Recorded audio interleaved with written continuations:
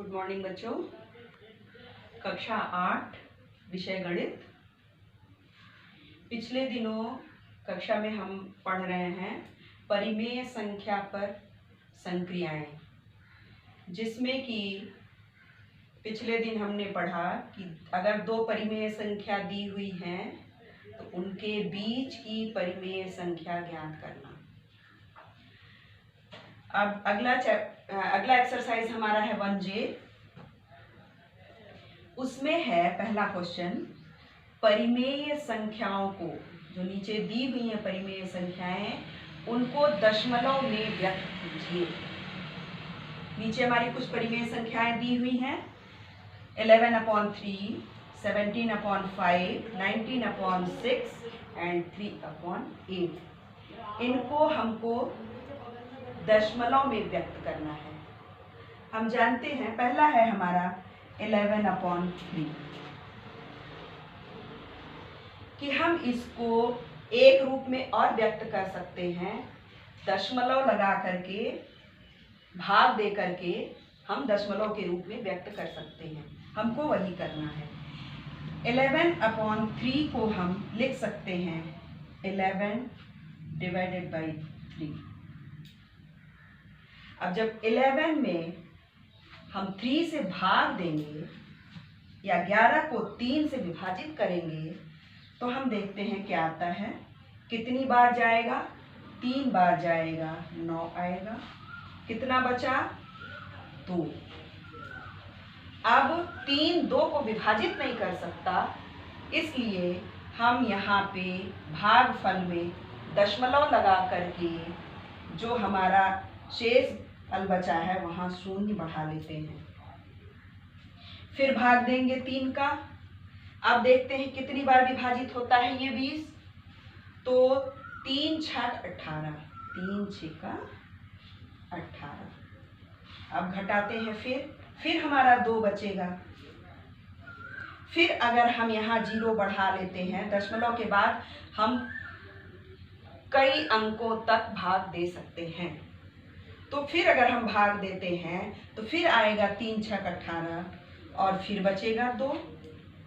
इस प्रकार से ये 666 निरंतर आता जाएगा और दशमलव रूप में हम इसको लिख सकते हैं 11/3 को 3.66 क्रमशः इसलिए कि हमको जितने अंक तक निकालने को कहा जाए हम ये पॉइंट के बाद 66 निकाल सकते हैं। इसी का दूसरा क्वेश्चन है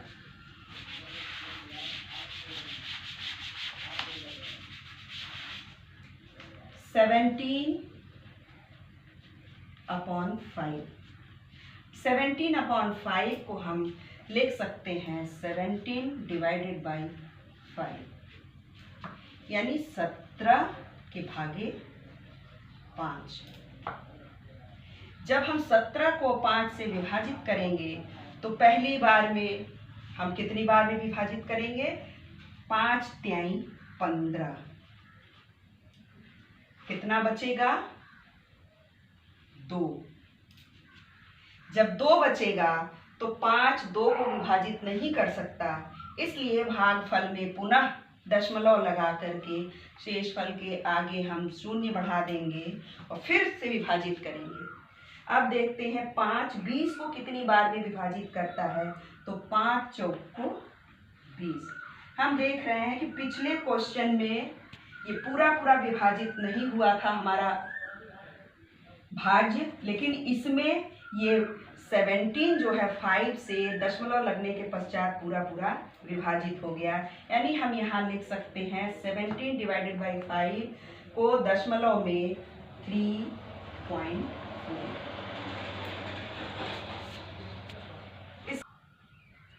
अब इसी प्रकार से तीसरा प्रश्न है इसका 19/6। ये आपके लिए होमवर्क है, आप अपनी कॉपी में स्वयं से करिएगा। लास्ट क्वेश्चन मैं फिर बता देती हूँ, है 3/8, जिसको हम लिख सकते हैं 3/8, यानी 3 के भागे 8। अभी तक हम देख रहे थे कि एक बार विभाजित होने के बाद हमें दशमलव लगाना पड़ रहा था, लेकिन यहाँ पे भाज्य भाजक से छोटा है, तो हम पहले ही दशमलव लगा करके भाज्य में एक 0 बढ़ा सकते हैं। अब देखते हैं कितनी बार डिवाइड होता है। 8 त्रिक 24, कितना बचा? 6। फिर हम यहाँ 0 बढ़ा सकते हैं। अब फिर देखते हैं 60 को कितनी बार में ये डिवाइड करता है। 8 छंग 48, 8 सते 56। फिर हमारा कितना बचेगा? 4। फिर हम 0 लगा लेंगे यहाँ पे और देखते हैं अब की बार 8 पंजे 40, इसने पूरा पूरा विभाजित हो गया।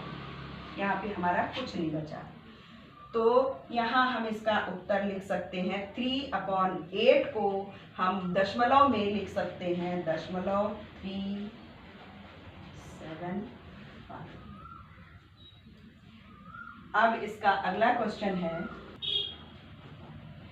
ये आपका अगला प्रश्न है, निम्न में किन्हें शांत दशमलव में निरूपित कर सकते हैं। यानी नीचे कुछ परिमेय संख्याएं दी हुई हैं, इनको शांत दशमलव में निरूपित करना है। तो शांत दशमलव में निरूपित करने से पहले हम जान लें कि शांत और अशांत दशमलव होते क्या हैं। जब किसी भी परिमेय संख्या को हम दशमलव में परिवर्तित करते हैं भाग दे करके, तो जो पूरा विभाजित हो जाता है या जिसके हर 2 या 5 से विभाजित होते हैं वो शांत दशमलव होता है, और जिनके हर में अभाज्य संख्या 2 या 5 के अलावा अन्य कोई होता है वो अशांत आवर्ती दशमलव होता है। इसको समझने के लिए हम देख लेते हैं, इसकी कुछ प्रॉपर्टी होती है, कुछ रूल्स होते हैं जिन्हें आपको याद करना होगा।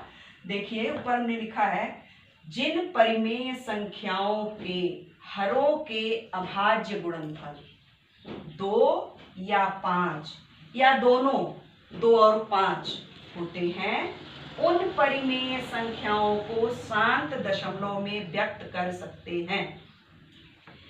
अन्य सभी अभाज्य गुणनखंड वाले अशांत आवर्ती दशमलव होते हैं।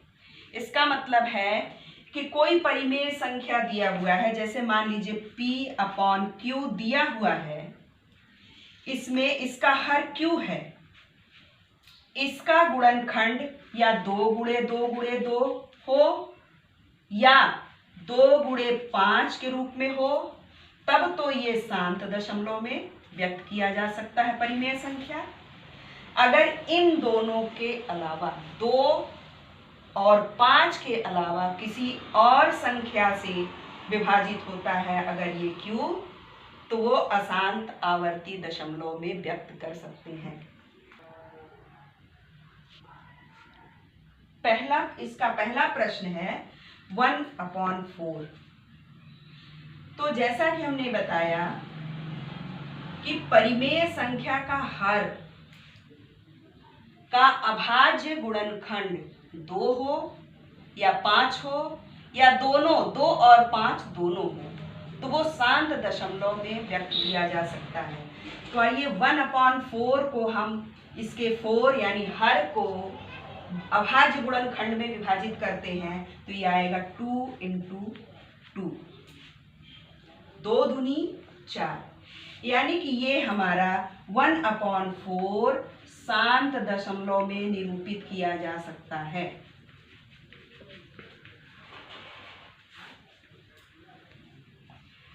इसी प्रकार से इसका दूसरा क्वेश्चन है 11/8, 11/8। अब 8 को हम देखते हैं, इसका हर 8 है। 8 को हम देखते हैं कि इसके अभाज्य गुणनखंड क्या होते हैं, तो होगा 2 गुणे 2 गुणे 2, 2 दूनी 4 दूनी 8। इसके मतलब ये भी हमारा शांत दशमलव में निरूपित किया जा सकता है। अगला क्वेश्चन है -27/4। इसको आप अपनी कॉपी में स्वयं से करेंगे। अगला क्वेश्चन है -33/10। 33/10 है। अब इसको देखते हैं क्या इसका अभाज्य गुणनखंड क्या होता है। तो ये होगा 2 × 5। जैसा कि हमने बताया कि हर के अभाज्य गुणनखंड या 2 हो या 5 हो या 2 और 5 दोनों ही हो तो वो शांत दशमलव होता है। तो ये भी हमारा इसके अभाज्य गुणनखंड 2 और 5 है, 2 और 5 है, तो ये भी हमारा होगा शांत दशमलव। अगला क्वेश्चन है 2/7। 2/7। अब 7 हम देखते हैं कि ये 1 के अलावा ये खुद प्राइम नंबर है, इसलिए इसका गुणनखंड 1 × 7 होगा। अब यहाँ पे आप देखिए ना तो 2 है और ना 5 है, इसलिए 2/7 को हम शांत दशमलव में व्यक्त नहीं कर सकते। तो इसको किसमें हम व्यक्त कर सकते हैं? अशांत आवर्ती दशमलव। इसी प्रकार से इसका अगला प्रश्न है 6/15। 6/15 भी 6/15 हम देखते हैं इसके अभाज्य गुणनखंड क्या होंगे? 3 × 5। तो जैसा कि हमने ऊपर बताया कि हर के अभाज्य गुणनखंड 2 हो या 5 हो या 2 और 5 दोनों हो तो शांत दशमलव में उस परिमेय संख्या को व्यक्त कर सकते हैं। अन्यथा की स्थिति में अगर कोई किसी और अंक से विभाजित होता है तो उसको हम अशांत आवर्ती दशमलव में व्यक्त कर सकते हैं। तो यहाँ 5 तो है लेकिन 2 नहीं है, यहाँ पे 3 है, इसलिए ये भी हमारा अशांत आवर्ती दशमलव होगा।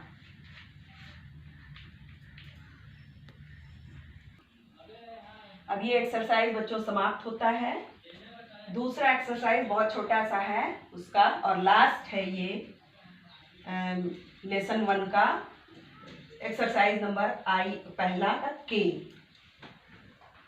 इसमें है कि कुछ दशमलव संख्याएं दी हुई हैं, इनको परिमेय संख्या P/Q के रूप में व्यक्त करना है।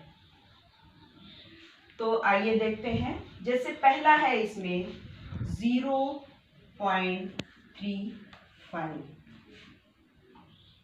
इसको हमको परिमेय संख्या P/Q के रूप में व्यक्त करना है। तो हम कैसे व्यक्त करेंगे? 0.35 बहुत ही आसान है।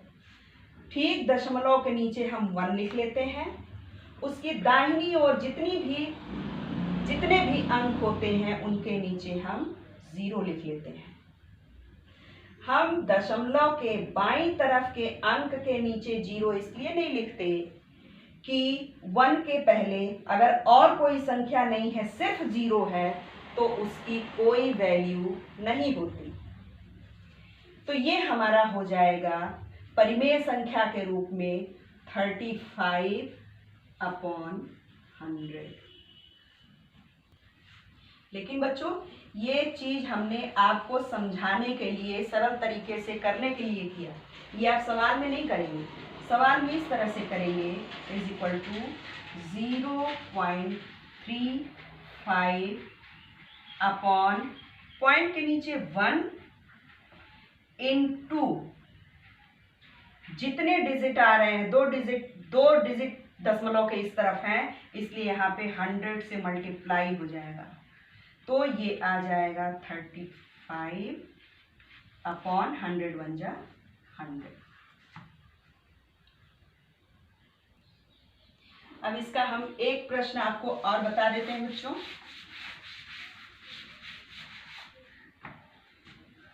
मान लीजिए अब हम बता देते हैं आपको 7.010 इज इक्वल टू 7.010 अपॉन, अब जैसे आपको सवाल हल करना है उस तरीके से बता रही हूँ। पॉइंट की जगह तो आप 1 लिखेंगे, इनटू जितने अंक पॉइंट के बाद हैं 1 लगा करके उतने से गुणा। 1 1 2 3 यानी 3 जीरो इज इक्वल टू आ जाएगा आपका 7010 अपॉन 1000। इसी प्रकार से और भी इसमें कई प्रश्न दिए हैं, उसको आप समझ करके अपनी कॉपी में स्वयं से हल करिएगा।